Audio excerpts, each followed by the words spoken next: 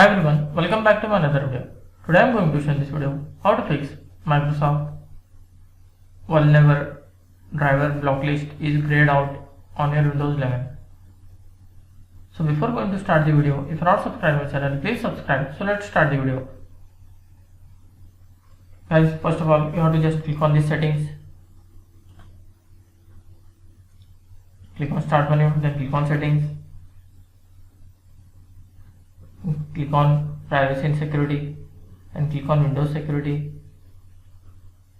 and click on device security and click on this core isolation.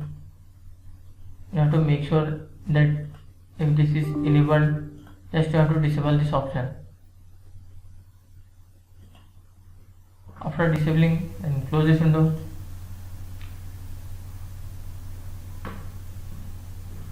Close this window and go to the second method. Just type here regedit.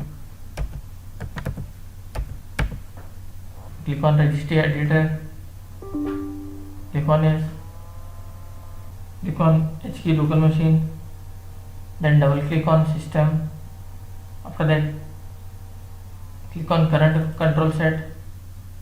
After that, then click on control. After that, in this you have to find CI. Double click on that. In this you will find config. Single click on that. Here you can see vulnerable driver block. You have to make sure that this value should be 1. Then click OK. Then close this window and restart your PC. After restarting, hope your issue will be resolved.